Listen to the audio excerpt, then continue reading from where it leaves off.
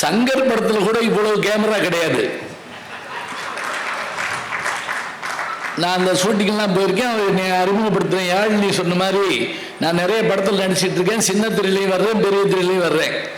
இன்னும் ஒரு camera 2 camera இருக்கும், 13 கேமராவா? அடே அப்பா, இது நேரலையா போயிட்டு இருக்குன்னு நினைக்கிறேன். போயிட்டு இருக்கா? அது இன்னும் ஆச்சரியம். இந்த நேரலை போகிறதுல ஒரு பெருமை என்னன்னா, நம்ம எல்லா இடத்துக்கும் போவோம். இதில் ஒரு சங்கடம் என்னன்னு கேட்டிங்கன்னா, ஒரு கல்யாண வீட்டில் நான் பேசிக்கிட்டு இருக்கப்ப பட்டிமன்றம் பேசுகிறோம். அதில் அதை போய் நேரலை பண்ணிக்கிட்டு இருக்காங்க. அதை நேரலை பண்ணுறது எனக்கு தெரியாது. அப்போ ஒரு குறுஞ்செய்தி ஒருத்தர் எனக்கு போடுறாரு. வந்ததுக்குள்ள 4 காப்பி குடிச்சிட்டு போட்டிருக்கு அப்படிங்கிறாரு. நான் என்ன பேசுறேன்னு அவர் பார்க்கல. நான் காப்பி குடிச்சத உட்காந்து எண்ணிக்கிட்டு இருக்காரு. சரி, இருக்கட்டும், பரவாயில்ல. அவங்க சொன்ன போது இந்த குறுந்தொகை சொன்னாங்க பாருங்க. இந்த பேசுகிறப்ப மாத்திரம் இந்த தில்லானா மூணாம்பால் படத்தில் மாதிரி அமைதியாக இருந்து கேட்டால் தான் பேச முடியும். நீங்கள் தில்லானா மூணாம்பாலில் அவர் வாசிக்கிட்டு இருக்கப்போ ஒரு வெடி போடுவாங்க, பார்த்துருக்கீங்களா? உடனே என்ன செய்வார் அவர்? டக்கு கொஞ்ச நேரம் பார்ப்பார். அதுக்குள்ள பாலையா டக்குன்னு யாராவன் ஞான சூனியம் அப்படிம்பாரு. அப்புறம் அவர் வாசிக்கிறத நிப்பாட்டிடுவார். நிப்பாட்டிட்டு எந்திரிச்சிடுவார். இவங்க அப்போ தான் பத்மினி வருவாங்க, பார்ப்பாங்க. கொஞ்சம் இருந்து நீங்கள் இதை என்னுடைய நாட்டியத்தை பார்க்கணுன்னு, எந்த வேட்டு சத்தத்துலையா அப்படின்னு கேட்பார். ஏன் வேட்டு சத்தத்தில் ஆட முடியாதா? ஆர்ப்பரிக்கும் அலையின் ஓசைகள், அதே போல் நீர்வீழ்ச்சியினுடைய ஓசை, இதிலெல்லாம் நம்ம ஆட முடியாதா, பாட முடியாதான்னு? ஆடு அப்படின்ட்டு போயிடுவார் அவர். அது உண்மைதாங்க. மன லயிச்சு பேசுறது மாதிரி இல்லை.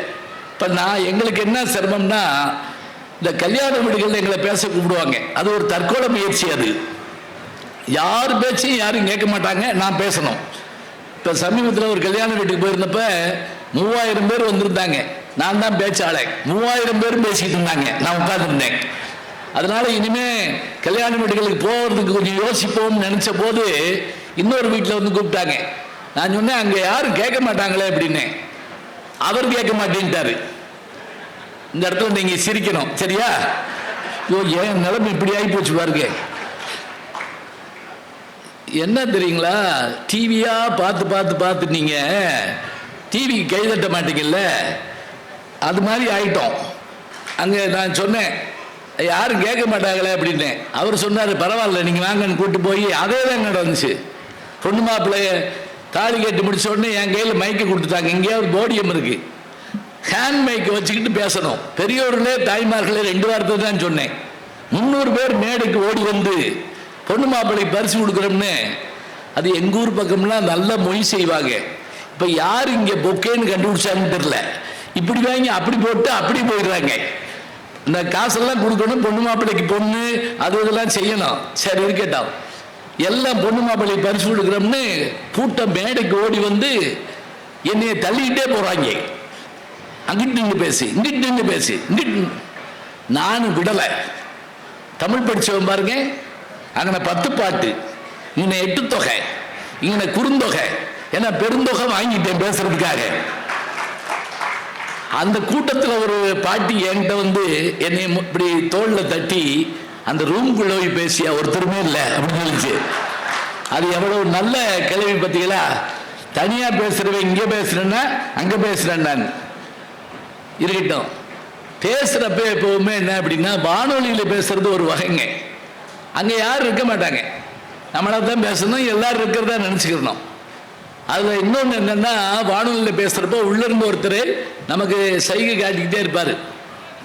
முடிக்க சொல்கிறப்ப அப்படிம்பாரு, அதே மாதிரி இப்படி டைம் காட்டுவார். இதெல்லாம் பார்க்கணும்.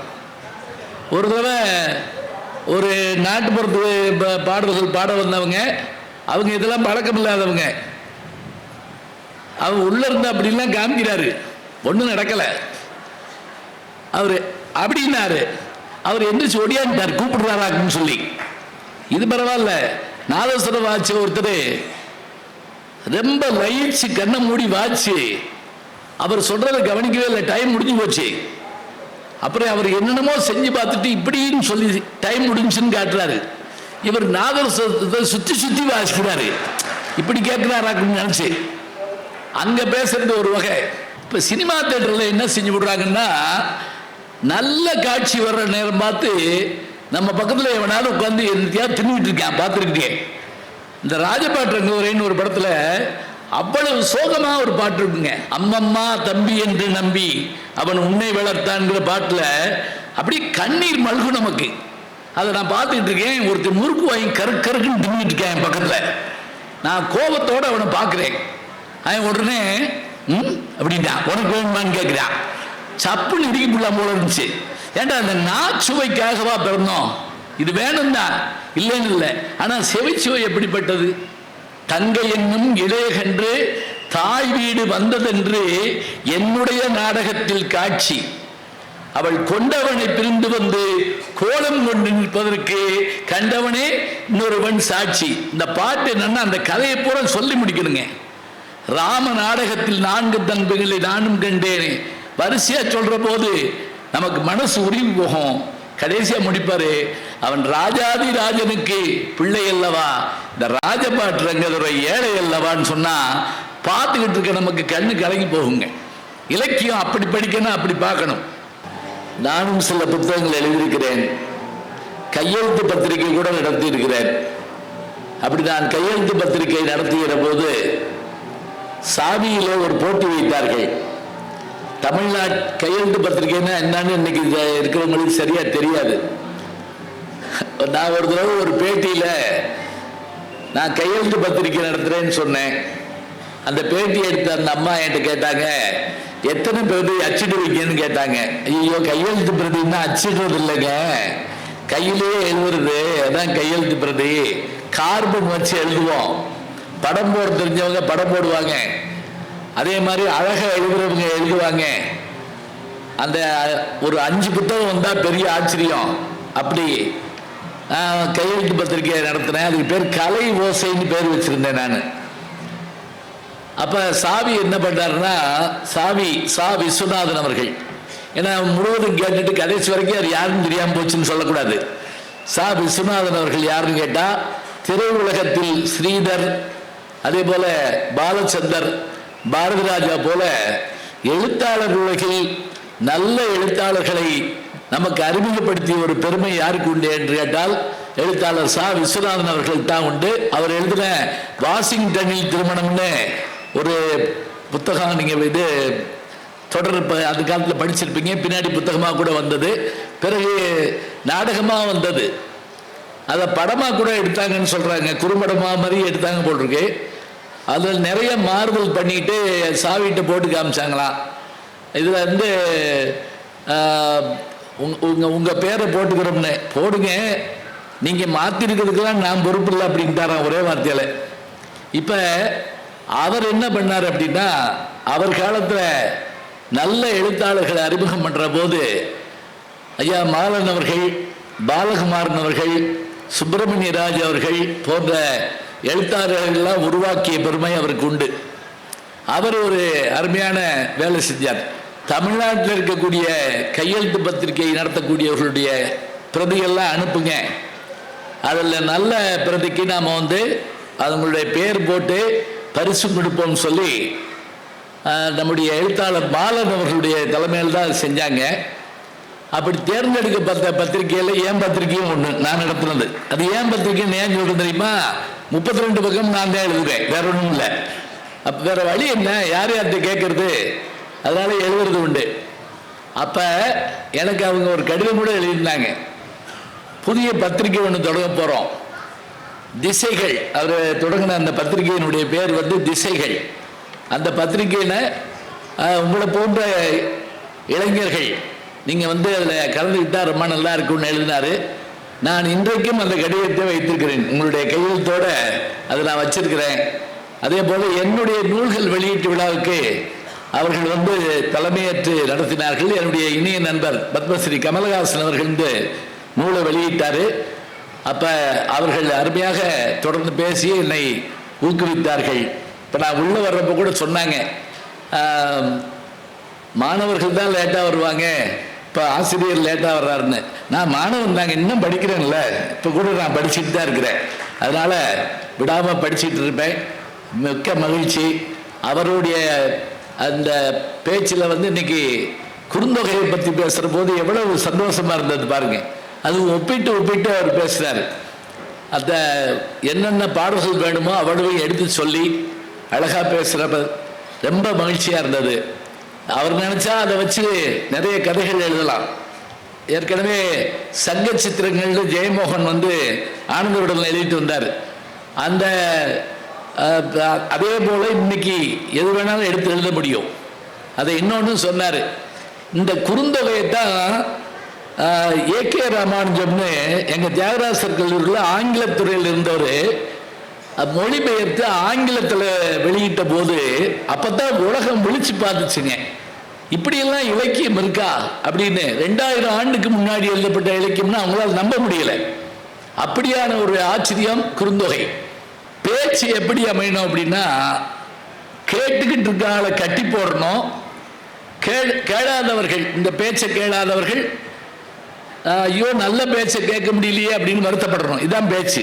கேட்கிறவங்க மகிழணும், கேளாதவங்க வருந்தணும். இதுல கேளார் அப்படின்னா வெறும் கேட்காதவங்க அர்த்தம் இல்லைங்களா? அதுக்கு என்ன அர்த்தம் தெரியுமா? பகைவர்னு ஒரு அர்த்தம் இருக்கு. இப்ப யாரும் ஊரே யாவரும் கேளீர் அப்படின்னா அதுக்கு வந்து சுற்றத்தார்னு அர்த்தம். கேளார்னா பகைவர்னு அர்த்தம். பகைவனா இருந்தா கூட அவனும் விரும்புற மாதிரி உட்கார்ந்து பேசணுமா? இப்ப பாருங்க, நடக்குமா? நமக்கு பிடிக்காதவன் பேசுனா என்ன செய்வான்? போட்டுமியா அப்புறம் வர்றேன் அப்படின்னு சொல்லிதான் வருவோம். ஆனா அவங்களையும் இழுத்து உட்கார வைக்கணுமா? அதான் அந்த பேச்சுக்குரியது. அதுல முதல் ஒரு சொல்லு பாருங்க, கேட்டார் பிணிக்கும் தகையவாய். இந்த கேட்டாருக்கு வந்து நீங்க ஞாபகம் வச்சுக்கீங்க, இதுக்கு ஒரு சொல்லுக்கு பரிமையில் எழுதுகிற அப்படி எழுதுவாருங்க. ஒரு சொல்லுக்கு கேட்டாருன்னு என்ன தெரியுமா? ஏற்கனவே இந்த பேச்சை கேட்டிருந்தாலும் வரி மாறாம நாங்க பேசினாலும் திரும்பவும் கேட்கலாம் என்கின்ற ஒரு ஆர்வத்தை தூண்டுவதுதான் பேச்சா. இப்ப இன்னைக்கெல்லாம் எங்களுக்கு என்ன சொல்றீங்களா? முந்தி 10 ஜோக் இருந்தா நாங்க 10 வருஷம் பழச்சிருவோம். இப்ப அப்படி இல்லை. இப்ப ஒண்ணு சொல்லி முடிக்கிறதுக்குள்ள அது வந்துடுது. அதை இன்னொரு ஆள் வேற சொல்லிடுறாரு. அதனால நான் சொன்னா அவர் தான் கேட்குறாங்க. எனக்கு ஞாபகம் இருக்கு, ஒரு 20 வருஷத்துக்கு முதல்ல, நான் 25 வருஷத்துக்கு முதல்ல மதுரையில் பேசிட்டு மறுநாள் சேலத்துக்கு போறேன் ஒரு ரோட்டரி கிளப்ல பேசுறதுக்கு. பேசி முடிச்சோடனே எல்லாரும் வந்து கை கொடுத்தாங்க. அதுல ஒருத்தர் வந்து எனக்கு கிட்ட வந்து இதே பேச்சு தான் நேற்று மதுரையில் பேசுறீங்க அப்படின்னு கேட்டாரு. நான் உடனே அவரை திருப்பி கேட்டேன், உன்னை யாரு இங்கே வர சொன்னா? நான் தான் ஊர் ஊரா போறேன், நீ எதுக்கு வர்ற? ஆப்ரேட்டர் முத நாளே படம் பார்த்துருவாரு, அதுக்காக 100 நாள் ஓட்டாம விடுவாரா? நாங்கள் பேசிதான் ஆகும். ஒரு தடவை கேட்டிருந்தா கூட அந்த கேட்டவர்களை மீண்டும் கேட்குமாறு அமர செய்யணும். கேட்டார், கேட்பார் இல்ல. கேட்பார்னா யாருன்னா எதிர்காலம். இப்பு இவ்வு எதிர்காலம், எதிர்கால சொற்கள். இத்து இட்டு இரு இறந்த கால சொற்கள். நீங்க இதுக்காக எந்திரிச்சு போயிடக்கூடாது. இலக்கணை ஆரம்பிச்சிட்டாங்க போட்டிருக்கு அப்படின்னு சொல்லி போகக்கூடாது. அதாவது ஒண்ணு இல்லைங்க, உண்டான் சாப்பிட்டான் அப்படின்னா அது இறந்த காலம். உண்பான் எதிர்காலம், உண்ணுகின்றான் நிகழ்காலம். இந்த நிகழ்காலத்துல ஒரு பாட்டில் ஒரு சொல்ல வைக்கிறது சாதாரணம் கிடையாது. ஏன் அப்படின்னா, வந்தான் போனான்னு எழுதுறது ஈஸி, வருவான் போவான்னு எழுதுறது ஈஸி. வந்து கொண்டிருக்கிறான் அப்படின்னு எழுதுறது ரொம்ப கஷ்டம், மீட்டர்ல நிற்காது. ஆனா ஐயா அவர்கள் சொன்னாங்கல்ல கண்ணதாசனை பற்றி, கண்ணதாசன் வந்து ஒரு பாட்டு முழுக்க அப்படி எழுதிப்பார். தெரியுமா உங்களுக்கு? அழகு சிரிக்கின்றது அப்படின்னு ஒரு பாட்டு இருக்கும். சிவாஜி கணேசன் அவர்களும் சரோஜி தேவியும் பாடுற பாட்டு. அதுல அந்த முழு பாட்டுமே நிகழ்கால இடைநிலையிலே இருக்குங்க. வண்டு வருகின்றது, மலரில் அமர்கின்றது, உண்டு சுவைக்கின்றது, உறங்கி விழுகின்றது, வானம் பொழிகின்றது, பூமி நனைகின்றது. எத்தனை கின்றது யார் எழுத முடியும் சொல்லு பார்ப்போம். இப்ப என்ன தெரியுங்களா, இதை நம்ம கேட்கவே முடியல. இப்படிலாம் எழுத முடியுமா அப்படின்னு சொல்லி கவிஞனை காட்டில் அதிகமா யோசிக்கணுங்க ரசிக. முதல்ல ஞாபகம் வச்சுக்கோங்க, படைப்பாளனை காட்டில் அதிகமா யோசிக்கணும் ரசிகர்கள், நேயர்கள். எப்படி யோசிக்கணும்? என்ன பார்வை உந்தன் பார்வை இடை மெலிந்தால் இந்த பாவை அப்படின்னு காதலிக்க நேரமலையில் ஒரு பாட்டு வரும். ரொம்ப பழசா சொல்றேன்னு பயப்படாதீங்க, இப்போ கூட எடுத்து போட்டு பார்த்துக்கலாம். இந்த பாட்டு ஹிட்டான நேரத்தில் எல்லாரும் பாராட்டுறாங்க. ஒரு தமிழ் புலவர் என்ன பண்ணாரு, தமிழ் வாத்தியாரு ஒரு மாலையை வாங்கிட்டு போய் கண்ணதாசன் கழுத்தில் போட்டிருக்காரு. அவர் என்னன்னாரு, உங்களை மாதிரி இலக்கணமா யாருமே எழுத முடியாது, அப்படி என்ன இலக்கணம் எழுதிட்டேன்னு கேட்டிருக்காரு. என்ன பார்வை உந்தன் பார்வை இடைமெளிந்தால் இந்த பாவை, அருமையான இலக்கணம் பாட்டு இருக்காரு. இதுல என்ன இலக்கணம் இருக்குன்றாரு கண்ணதாசன். இல்ல முத வரியில பார்வைன்னு போட்டிருக்கீங்க, அடுத்த வரியில பாவைன்னு போட்டிருக்கீங்க. ஆமா போட்டிருக்கேன். அதுக்கு இடையில இடைமெளிந்தால்னு போட்டிருக்கீங்கல்ல, அப்படின்னா என்ன தெரியுமா? அதாவது பார்வையாகிய இடையின ரகரம் மெலிந்தால் கெட்டு போனால் பார்வை பாவையாக மாறும் நீங்க கண்டுபிடிச்சிருக்கீங்க. இவர் மாலையை கழட்டி அவருக்கு போட்டு நான் சத்தியமா இப்படி யோசிக்கவே இல்லையா பொருந்தி வருது பாருங்க. என்ன தெரியுங்களா, இலக்கண நம்ம ஏன் பயப்படுறோம்னா எளிமையா சொல்லலாம்ங்க. தோன்றல் திரிதல் கெடுதல் 3 தான் இலக்கணம். ஒண்ணு ஒரு எழுத்து தோன்றும், ஒரு எழுத்து இல்லாம போகும், ஒரு எழுத்து இன்னொரு எழுத்தா மாறும். இதான் இலக்கணம். எப்படி? வாழை பிளஸ் பழம் என்ன போடுவோம்? வாழைப்பழம் இப்ப போடுவோம். இது தோன்றல், ஒன்று உண்டாகுது. கெடுதல்னா என்ன அப்படின்னா மரம் பிளஸ் வேர் என்ன போடுவோம்? மரவேர் அப்படின்னு போடுவோம். மரம் பிளஸ் வீடு மரவீடு இம்மன்னா காணாம போச்சு. ஒன்னு தோன்றுச்சு அது தோன்றல், ஒன்னு கெட்டு போச்சு காணா போச்சு, இன்னொன்னு ஒரு எழுத்து இன்னொரு எழுத்தாவும் மாறும். அது என்ன தெரியுமா? மண் பிளஸ் குடம் சீக்கொட்டு மட்குடம் அப்படிமோ. இன்னும் இட்டா மாறுறது ஒரு வகை, இதுக்கு பேர் திரிதல் அர்த்தம். இப்ப இது நாங்க ஒரு செமஸ்டர்ல நடத்த வேண்டியதை உங்களுக்கு நான் சொல்லியிருக்கேன். சரியா? ஏறத்தாலும் 6 மாசம் நடத்த வேண்டிய இலக்கணம் இது. இத இப்படி சொல்ல முடியும்னு சொன்னா என்ன அர்த்தம்? தமிழ்ல 2 வரியிலையும் ஒரு விஷயத்தை சொல்லலாம், அதே 2000 வரியிலையும் சொல்ல முடியும். இப்ப அவர் சொன்ன வார்த்தை என்ன தெரியுமா? இடையினரகரமாகிய ராமன்னா மெலிந்து போனால் அங்கே பார்வை பாவையாக மாறும்னு ஒரு ரசிகன் இருந்தா கண்ணதாசனுக்கு எவ்வளவு பெருமையா இருக்கும். இப்படிப்பட்ட ரசிகர்கள் கிடைக்கிறது எப்படி? புத்தக திருவிழாக்கள் ஏன் தெரியுமா ஒடியாந்து பேசுறான்? இங்குதாங்க ஒத்த சிந்தனையாளர்கள் ஒன்றாக இருப்பாங்க. எல்லாரும் புத்தகத்தை பத்தி படிச்சவங்க, பேசுறவங்க, கேட்டவங்க இங்கதான் பேச முடியும். இன்னும் செல்போன் இருக்கிற இடத்துல ஒரு பேசுறோம்னா என்ன ஆகும்னா எல்லாத்தையும் இருக்கும், அதுல அவங்க பேசுறது நமக்கு கேட்கும். அது ரொம்ப கஷ்டம். நான் ஒரு மேடையில் பேசிட்டு இருக்கேன், கீழே பட்டிமன்றம், கீழே இருந்து ஒருத்தர் முடியல அப்படிங்கிறாரு, என் காதுல கேட்குது. நான் அந்த ஆள்கிட்ட என்ன முடியல அப்படின்னேன். இல்ல பட்டிமன்றம் முடியலன்னு சொன்னேன் அப்படிங்கிறாரு. அவர் உட்கார்ந்து இருக்க முடியலங்கிறத சொல்றாரு, முடியலங்கிறாரு. கேட்கணுங்க. இங்க சாப்பிட்ட உணவு இங்க போனா 3 மணி நேரம், ஆனா இங்க கேட்கிற செய்தி நம்ம மனதுக்குள்ளேயோ நம்முடைய அறிவுக்குள்ளேயோ போனா 7 ஜென்மத்துக்கு வரக்கூடாது. இச்சைக்கும் 7 பிறவிக்கும் முந்தனோடு உற்றோமையாவும் உமக்கே நாம் ஆட்சிவோம் மற்றையம் காமங்கள் மாற்றேலோர் எம்பாவாயின்னு சொல்லி ஆண்டாள் தன்னுடைய பாசுரத்தில் சொல்றாருன்னா என்ன அர்த்தம்? ஒரு முறை ஒரு விஷயத்தை கேட்டோம்னா அது நமக்கு மறக்கவே கூடாது. அதனாலதான் செல்வத்துள் செல்வம் செவி செல்வம்னார் திருவள்ளுவர். மற்ற செல்வங்கள் எல்லாம் வரும் போகும் அழிஞ்சிடும், ஆனா காதல கேட்ட செல்வம் அழியாது. ஒரு 7 சொல் கொண்ட திருக்குறள்ல 5 தடவை செல்வம்னு சொல்றாருங்க. செல்வத்துள் செல்வம் செவி செல்வம் அச்செல்வம் செல்வத்துள் எல்லாம் தலை. சரியா இருக்கா? இதே 6 தடவை ஒரு சொல்ல பயன்படுத்துவார். தெரியுமா உங்களுக்கு? அது எந்த திருக்குறள் ஞாபகம் இருக்கா? சொன்னா பரிசு கொடுப்பீங்களா? கீழே இருந்து திருக்குறளே கொடுப்பாங்க உங்களுக்கு. இப்ப நான் சொல்றது என்ன அப்படின்னா, இப்ப 5 சொல் கொண்ட ஒரு திருக்குறள் நான் சொல்லிட்டேன், நீங்களும் ஆமான்ட்டீங்க. உங்களுக்கு என்ன சந்தோஷம்னா, இப்ப நீங்க இப்படி கேள்வி எல்லாம் கேட்கற பயப்படாதீங்க. எந்த கேள்வி கேட்டாலும் நானே பதில் சொல்லிடுவேன். ஏன்னா வகுப்பில் நான் அதைத்தான் செஞ்சேன். நானே கேட்பேன், நானே பதில். எதுக்கு நமக்கு ஊர் பகை? தெரியாதுன்னு சொல்லுவானே, வெளியே வாட நான் கும்பிடுவானே, உள்ளே வாட நான் கும்பிடுவானே. ஒரு அப்பா கூட ஒரு பையனை கேட்டாரு, உங்க வகுப்புலேயே நல்லா படிக்கிறது யாரு? எங்க வாத்தியாரு அப்படின்னு இருக்காங்க. அதனால இப்ப நான் ஒரு நிமிஷம் உங்களுக்கு டைம் தர்றேன். 6 தடவை ஒரே சொல்ல பயன்படுத்தியிருப்பார்.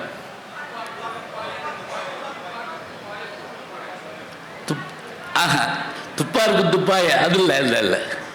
இங்கிட்ட யாரோ சொன்னாங்களே பற்றுக. அருமை அருமை. யாரு சொன்னா? பயப்படாம இருந்திருக்கேன். அவருக்கு ஒரு திருக்குறள் பத்திரம் கொடுத்துருங்க. இந்த பாருங்க, பற்றுக பற்றச்சான் பற்றினை அப்பற்றை பற்றுக பற்று விடற்கு. 6 தடவை வாங்கிக்கங்க, நான் தரேன். 6 தடவை இதை சொல்றாரு. இது என்ன தெரியுமா? நம்முடைய பற்றுக்கள் எல்லாம் விட வேண்டும் என்று சொன்னால், பற்றுக்களை எல்லாம் விட்டவனுடைய பாதத்தை பற்றி கொண்டால் நமக்கு பற்றுகள் விட்டு போகும். எப்பா என்ன போடுங்கிறீங்க?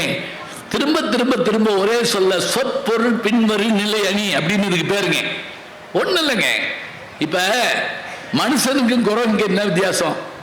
என்ன அப்படின்னு கேட்டா, ஒரு குரங்கு ஒரு மரத்தில் ஏறுதுன்னு வச்சுக்கலேன், அது இன்னொரு கொப்புக்கு போறதா இருந்தா இந்த கொப்புல இருந்து அந்த கொப்புக்கு அப்படி மனுஷன் தவும். இதை விடும், அதை பிடிக்கும். விட்டு பற்றும் குணமுடையது குரங்கு. நம்ம மனுஷன் என்ன செய்வோம் தெரியுமா? இந்த கொப்புல உட்கார்ந்து அதை ஆட்டி பார்ப்போம், தாங்குதான்னு. தாங்குதான்னு தெரிஞ்சாதான் இதை விடுவோம், அப்புறமேலே அதை பிடிப்போம். அப்ப முதல்ல என்ன செய்வோம் அப்படின்னா, அதை பற்றி கொண்டுதான் இதை விடுவோம். எப்ப அப்படின்னு பார்த்தா இது தாங்குதான்னு தெரிஞ்சுக்கிட்ட பிறகு. குரங்குக்கு மனுஷனுக்கு உள்ள வித்தியாசம் அதுதான். அது விட்டு பற்றும் குணமுடையது, மனிதன் பற்றி விடும் குணமுடையவன். அதனால திருவள்ளுவர் என்ன செஞ்சார்னா, விட்டுருகன்னு முதல்ல எழுதல, பற்றுகன்னு எழுதினார். பிடிச்சிக்கப்பா அப்படி உடனே கொண்ட கொண்டா அப்படிப்போம். இப்ப தூங்குற பிள்ளை எழுப்புறத எப்படி எழுப்பணும்? இதை சாப்பிட்டு படுத்துக்கொண்டா படாது எந்திரிப்பாங்க சில பேர், பார்த்துருக்கீங்களா? இல்லைன்னா இன்னைக்கு லீவ் போட்டிருக்கே அப்படின்னா எந்திரிச்சு உட்காருவாங்க. அவனுக்கு ஒரு இன்பமான செய்தி காதல் கேட்கணும். பழைய படம் ஒண்ணுல தங்கவேல் தூங்கிட்டு இருப்பாரு, ஒருத்தர் வந்து அடிச்சு எழுப்புவான். எந்திரிச்ச உடனே சொல்லுவாரு, அட பாவி இப்ப தாண்டா கனவுல இலை போட்டாங்க, அதுக்குள்ளே எழுப்பிட்டியாடா அப்படிம்பாரு. கனவுல கூட சாப்பிட விட மாட்டேங்கிறான் சில பேர். இப்ப பாருங்க, பற்றுக முதல் வார்த்தையே டா பிடிச்சுக்கோ. பற்று விடணுங்கிறதுக்காக சொல்றப்ப முதல்ல பற்றுக. எதை ஒரு கேள்வி கேட்போம்ல, பற்றத்தான் பற்றினை, பற்றுக்களை எல்லாம் விட்டான்ல அவனுடைய பாதத்தை.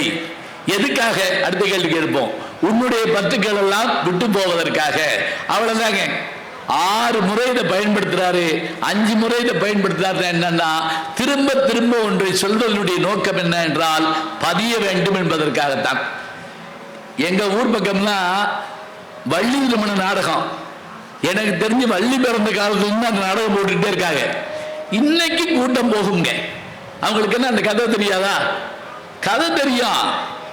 இந்த வள்ளி யாரு, அந்த முருகன் யாரு, இவர் எப்படி நடிக்கிறாரு, அவர் எப்படி நடிக்கிறாரு.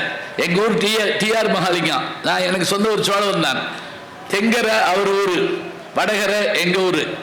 டிஆர் மகாலிங்கம் வள்ளியா வந்து யூஆர் ஜீவரத்தின் ஒரு அம்மா. அந்த காலத்துல என்ன தெரியுங்களா, ஊர் பேரு அப்பா பேரு நம்ம பேரு அப்படித்தான் வைப்பாங்க. இப்ப உதாரணமா யூஆர் ஜீவரத்தினா ஊஞ்சலூர் அந்த அம்மாவுடைய பேரு, அந்த ஊரு அது ஊஞ்சலூர் தான் அந்த அம்மா. அதுக்கு முதல் ஊர் தான் கொடுமுடி, கேபி சுந்தராம்பாள் ஊரு. கொடுமுடி பாலாம்பாள் சுந்தராம்பாள். இப்ப எம்எஸ் சுப்புலட்சுமினா மதுரை சண்முக வடிவு சுப்புலட்சுமி அம்மா பேர். பாருங்க, அம்மா பேரு, ஊர் பேரு, அம்மா பேரு, அவங்க பேரு. வேற ஒண்ணும் வேண்டாம். மருதூர் கோபால மேனன் ராமச்சந்திரன் கேள்விப்பட்டிருக்கீங்களா? யாரு? எம்ஜிஆர். மருதூர் கோபால மேனன் ராமச்சந்திரன்.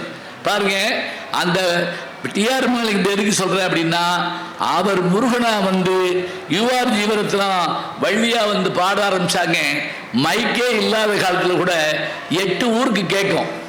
வந்து அப்படி மணல்ல உட்கார்ந்து நாடகத்தை பார்த்தோம்னா அவ்வளோ சந்தோஷமா இருக்குங்க. அதுவும் அந்த பொறிகடலையோ அல்லது கடலப்பருப்போ எதையாவது வாங்கி தின்னுக்கிட்டு பார்க்குறோம்ல, அருமையா இருக்கும். விருந்துன்னா என்ன அப்படின்னா, நமக்கு ஏற்படுற மனமகிழ்ச்சி, அந்த பொழுத ரொம்ப மகிழ்ச்சியாகவும் சந்தோஷமாகவும் விருந்து சாப்பிட்றப்ப இருக்கக்கூடிய அந்த மகிழ்ச்சி இருக்குல்ல, அது மாதிரி சில புத்தகங்கள் இருக்கும். சந்தோஷமா படிப்போம். மருந்துன்னா என்ன தெரியுங்களா? மருந்து கெட்டதில்லை, உடம்புல இருக்கக்கூடிய நோயை போக்குவது. இப்ப நமக்கு மனதில் ஏதேனும் குழப்பங்கள் இருந்தா அந்த குழப்பங்களை தீர்த்து கொள்வதற்கு நாம் என்ன செய்வோம் அப்படின்னா, வேற வழி இல்லைங்க, புத்தகங்கள் தான் படிக்கணும். மகாத்மா காந்தி ஒரு முறை லியோ டால்ஸ்டாய்க்கு ஒரு கடிதம் எழுதினாரா. எப்படி?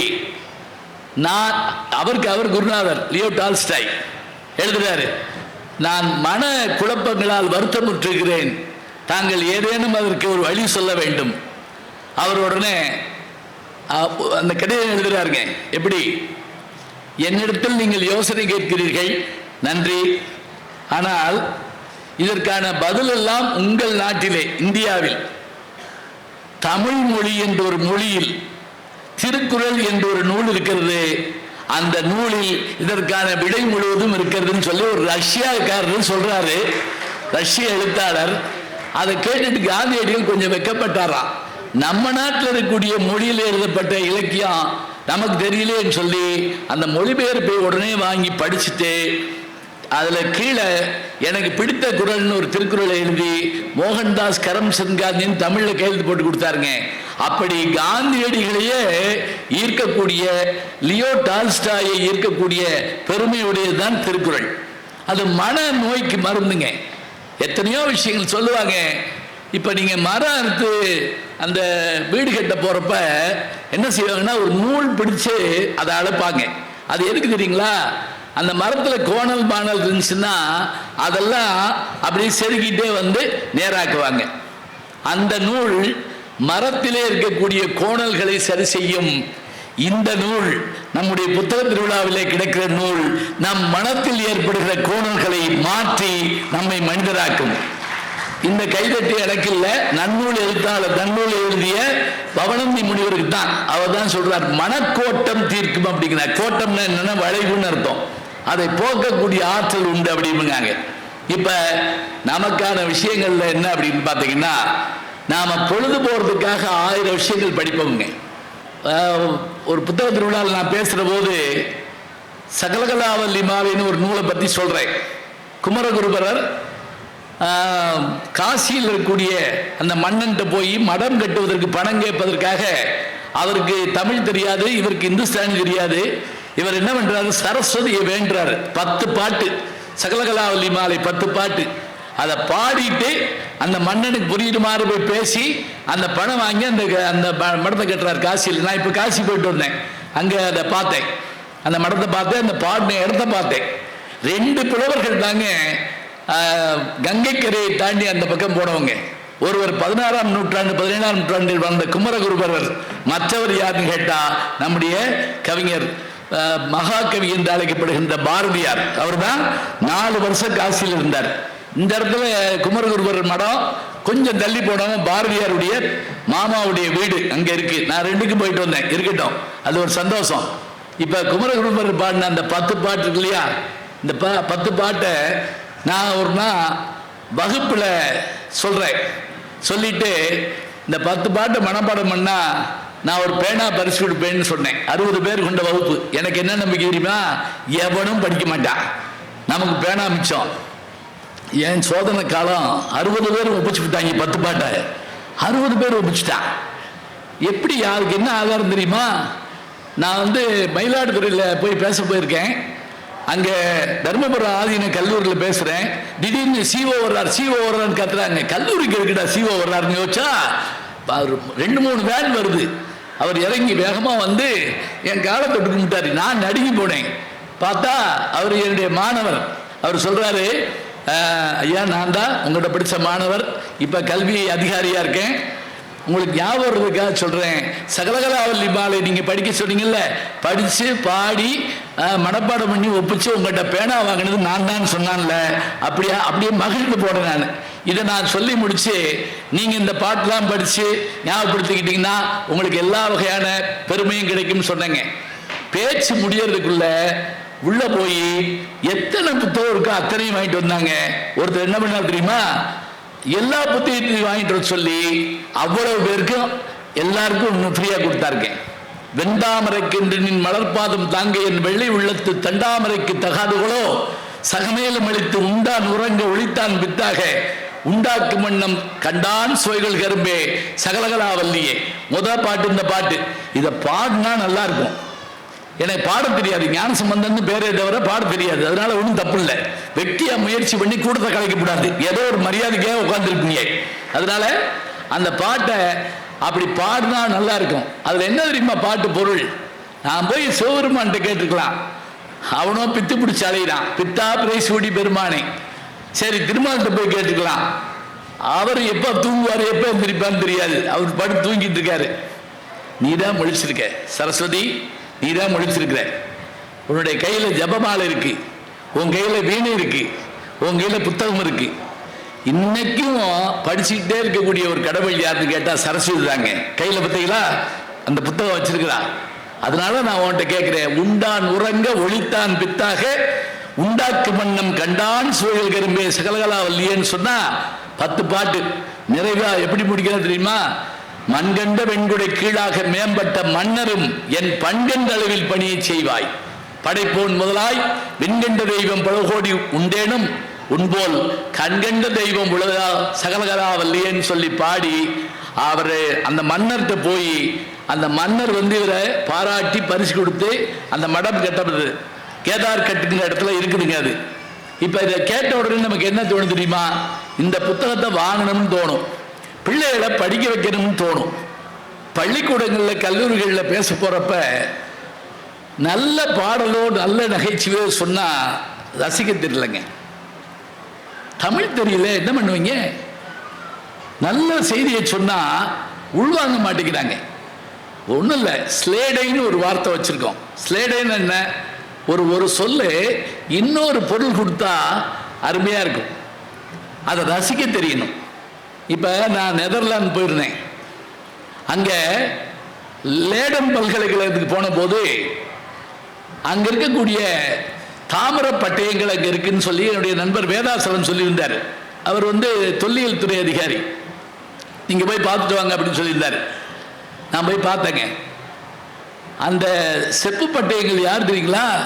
ராஜராஜ சோழனுடைய செப்பு பட்டயங்கள்.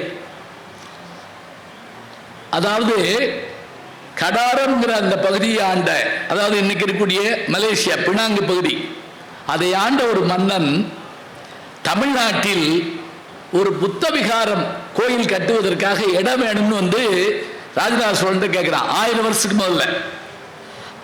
உடனே அவர் என்ன பண்றாரு? வெறும் கோயிலா இருந்தா விளக்கேற்ற முடியாது, அதுல வேற நல்ல காரியம் நடக்காது. அதனால கோயிலுக்கு இடமும் கொடுத்து அந்த செலவுக்கான ஒரு ஊரையும் உனக்கு தர்றேன் அப்படின்னு சொல்லி ஆனைமங்கலம்ங்கிற ஒரு ஊரையே தானமாக தந்ததற்கு அடையாளமாக ஒரு செப்பு பட்டயத்தை தர்றாருங்க. அந்த செப்பு பட்டயம் தான் அங்க நெதர்லாந்து நாட்டில் லேடன் பல்கலைக்கழகத்தில் அங்க வச்சிருக்காங்க. அங்க எப்படி போச்சு ஒரு கேள்வி கேட்கலாம். அது டச்சுக்காரர்கள் தேசம். நம்மை டச்சுக்காரர்கள் ஆண்டிருக்கிறார்கள். அப்படிலாம் சொல்லக்கூடாது. நம்மளை ஆளாதவர்களே கிடையாது. போர்ச்சுகீசியர்கள், ஆங்கிலேயர்கள், அப்புறம் பிரெஞ்சுக்காரர்கள், டச்சுக்காரர்கள், ஆர்மீனியர்கள் எல்லாரும் ஆண்டிருக்காங்க. அப்படி ஆண்டாங்கல்ல. அதுல அந்த டச்சுக்காரர்கள் இங்க இருந்தபோது நாகப்பட்டினம் சூடாமணி விகாரம், பொன்னியின் செல்வன் 5ஆம் பாகம் படிச்சிருந்தீங்கன்னா அந்த பொன்னியின் செல்வனுக்கு காய்ச்சல் ஏற்பட்டப்ப கொண்டு போய் சேர்த்து விடுவாங்கல்ல அந்த இடம். இப்ப அங்கிருந்த அந்த ஏடுகளை, அந்த செப்பேடை அவன் பத்திரமா கொண்டு போய்ங்க அங்க பாதுகாப்பா அருமையான ஒரு பாதுகாப்பு இதில் வச்சிருக்கிறாங்க. நம்ம அனுமதி வாங்கிட்டு போனா கையுறை போட்டு தான் அதை தொட சொல்றாங்க. நான் அவங்ககிட்ட கெஞ்சி கேட்டு அந்த கையுறையை கழட்டிட்டு அதை தொட்டு பார்த்தேங்க. மெய் சிலிர்த்து போச்சு. 1000 வருஷத்துக்கு முந்தின ஒரு செப்பு பட்டயத்தை என்னால் தொடர்ந்து தொட்டு பார்க்க முடிகிறது என்றால் ஹஜ்ஜி வெல்ஸ் எழுதின கால எந்திரம் என்ற ஒரு நூல், டைம் மிஷின், தமிழ்ல கூட சுஜாதா இருக்காரு, அதுல ஏறி பயணம் பண்ண மாதிரி எனக்கு இருந்தது. அதை தொட்டு பார்த்த உடனே இப்ப தொட்டு பார்த்துட்டு வெளியே வர்றப்ப என் நண்பர் என்னை கூட்டு போனவர் வந்தார். நான் அவர்கிட்ட கேட்டேன், இது நம்ம பொருள் தானே, இதையே நம்ம வாங்கிட்டு வந்துடக்கூடாது அப்படின்னு கேட்டேன். இப்போ வாங்கலாம், நம்ம இந்திய அரசாங்கத்தின் மூலமாக கேட்டு கூட வாங்கலாம். அவர் சொன்னார், இது இங்கேயே இருக்கட்டும், ஏன்னா இது காப்பர். காப்பர்னா என்ன? தாமிரம், இது காப்பர். அங்க கொண்டு போயிட்டா இதை யாரு காப்பர்? புரிஞ்சு கைதட்டின 25 பேருக்கு நன்றி. அங்க கொண்டு போனா யாரு காப்பர்? இங்கே இருக்கட்டும். இந்த சொல்லு பார்த்தீங்களா, இது ஆங்கிலம் தமிழ் கலந்து நான் சொல்றேன். ஒரு சொல்லுதாங்க, இன்னொரு வார்த்தை அது பொருள் தர்ற போது நமக்கு என்ன இனிமை இருக்கு பாருங்க. திருவள்ளுவர் ஒரு இடத்துல பயன்படுத்துவார்ல, இந்த மாதிரி சொல்லே போடுவார். என்ன திருக்குறள்? இதுக்கு ஒரு புத்தகம் இருக்கு, வாங்கி வச்சாச்சா? அப்படின்னா நான் தான் எல்லா புத்தகத்தையும் வாங்குவேன்னு நினைக்கிறேன். சரி, இருக்கட்டும், பரவாயில்ல. இப்போ யாரா இருந்தாலும் வாயை அடக்கிட்டா நல்லதுங்கிறாரு. என்ன பாட்டு? இப்படி சொன்னாதான் நல்லது. என்ன முழுசா யாருக்கும் தெரியாது. இந்த தேசிய கீதம் பாடுறப்ப கடைசி வரியில வந்து சேர்ந்துக்குவாங்க, பார்த்திருக்கீங்களா? ஜெயகேன்னு வந்து சேர்வாங்க. யாகாவராயினும் சோகாப்பர் சொல்லிலுக்கு பட்டு, யாகாவராயினும் நாகாப்பர் காவாக்கால். யாரா இருந்தாலும் நாக்கு அடக்கி பேசு. இதை ஒரு மருத்துவர் சொன்னாருங்க எனக்கு. எப்படி தெரியுமா? அவர் சொன்னார், டயபெட்டிக் போன்றவையெல்லாம் வராமல் இருக்கணும்னா நாக்கு அடக்குங்க, யாகாவராயினும் நாகாக்க. அவர் சொல்றது பொருந்தது பாருங்க. கண்டதை தின்னுட்டு போய் டாக்டர் போட்டு படுத்தக்கூடாது. சில பேர் 1/4 கிலோ அல்வா தின்னுட்டு காப்பியில் சுகர் போட வேண்டாம் அப்படின்ட்டுருவாங்க. 1/4 கிலோ அல்வா தின்னது நீ தானே, அப்புறம் என்ன காப்பியில் சுகர் வேண்டாம்னு இருக்க சொல்றோமா? இந்த ஸ்லேடைய உள்வாங்க தெரியலன்னா நம்ம என்னங்க செய்யறது? நாம் மொழி படிக்க வேண்டாம்னு சொல்ல, எல்லா மொழியும் படிக்கணும். 33 மொழிகள் தெரிந்த ராகுல சாங்கித்யாயனை நான் படிச்சுக்கிட்டே இருப்பேன். இப்போ அவருடைய வாழ்கா முதல் கங்கை வரை ஏறத்தாழ எத்தனை பதிப்பு வந்திருக்குன்னு சொல்ல முடியாது. அவருக்கு 33 மொழிகள் தெரியும், தமிழ் உள்பட. சென்னைக்கு வந்திருக்காருங்க. சென்னைக்கு வந்தவர் அது எழுதுறாரு, மயிலாப்பூர் குளத்துல குளிச்சேன், கூவம் நதியில் மக்கள் குளித்து விட்டு போவதை நான் பார்த்தேன் எழுதுறாரு. அவர் வந்து தமிழ்ல அதுக்கு ப்ரூஃப் நான் திருத்தி தரேன்னு வாங்கிட்டு போற அளவுக்கு தைரியம் உள்ளவர். எல்லா மொழியும் படிக்கணும், எல்லா மொழியும் படிக்கணும். நம்ம மொழியை ரசிக்க வேண்டாமா? மதம் பரப்பு வந்த பாதிரிமார்கள் நம் மொழியை பார்த்து படித்து விட்டு இந்த மொழிக்கு ஈடேது இணையதுன்னு சொல்லி அவர்கள் தமிழ் படித்தார்கள். அதனால் வீரமாமுனிவர் சதுரகராதியை உருவாக்கினார். ஜி போப் திருவாசகத்துக்கு அதை மொழிபெயர்த்ததோடு மட்டுமல்லாமல் அதை நமக்கு எளிமையாக்கி தந்தார். இதே போல நம்ம வரிசையா எல்லாத்தையும் பார்க்கிறோம். கால்டுவெல் ஒப்பிலக்கணம் எழுதுறான்னு பார்க்கிறோம். இதெல்லாம் என்ன? அவர்களுக்கு தாய்மொழி இது இல்லை, ஆனா அவங்க படிச்சாங்க. நமக்கு தாய்மொழி இதுதான், நாம படிக்கல. ஏன்னா இது வேலை கிடைக்குமா அப்படின்னு முதல்ல ஒரு கேள்வி கேட்கிறோம். வேலை கிடைக்கிறதுக்காகவா படிக்கிறோம்? யோசிச்சு பாருங்க. வேலை கிடைக்கிறதா இருக்கட்டுங்க, படிக்கிறதுங்கிறது எதுக்காக தெரியுமா? அது பதவி உயர்வுக்காக, பணத்துக்காக, அதெல்லாம் தாண்டி ஒன்று இருக்குங்க. அது உயிருக்காகங்க. இந்த உயிர் மகிழ வேண்டும் என்று சொன்னால் ஒரு கவிதையால் மகிழும், ஒரு எழுத்தால் மகிழும், ஒரு சொல்லால் மகிழும். அதான் வேணும். அப்ப இந்த மாணவர்கள் மற்றவர்கள் வந்து ரசிக்க தெரியாம உட்கார்ற போது நமக்கு ரொம்ப வேதனையா இருக்கு. ஒரு கவிதையை சொன்னா உள்வாங்க தெரியலங்க, ஒரு ஸ்லேடையை சொன்னா உள்வாங்க தெரியல. அதுவும் நான் ரொம்ப எளிமையான ஸ்லேடை சொல்றேன். அப்பா இதையாவது கேட்டுக்கப்பா. இப்ப உதாரணமா வகுப்புல பாடநேரத்தை வாத்தியாரு ஒரு பாட்டை சொல்லி இதை பாடுனா நல்லா இருக்கும்னு சொல்லியிருக்காரு. இப்ப அவங்க சொன்னாங்கல்ல, கண்ணன் பாட்டில் நேரம் மிகுந்தது இன்னும் நித்திரையின்றி உங்கள் நினைப்பு தெரியவில்லை கூத்தடிக்கிறீர். இந்த பாட்டை பாடுறப்ப எவ்வளவு இனிமையா இருக்குங்கிற விஷயம் நீங்க பாடி கேட்டா தெரியும். நான் அந்த வாத்தியார் சொல்லியிருக்காரு, இந்த பாட்டை பாடுனா நல்லா இருக்கும்னு சொல்லியிருக்காரு. ஸ்லேடைக்கு உதாரணம் சொல்றேன். அதுப்போ ஒரு பையன் எந்திரிச்சு கேட்டானா, ஐயா உங்களுக்கு பாடம் தெரியுமா? அப்படித்தானே கேட்கணும். அவன் என்ன கேட்டான் தெரியுமா? ஐயா நான் உங்களை பாடையில பார்க்கணும்யா. எப்படி இருக்கும் பாருங்க.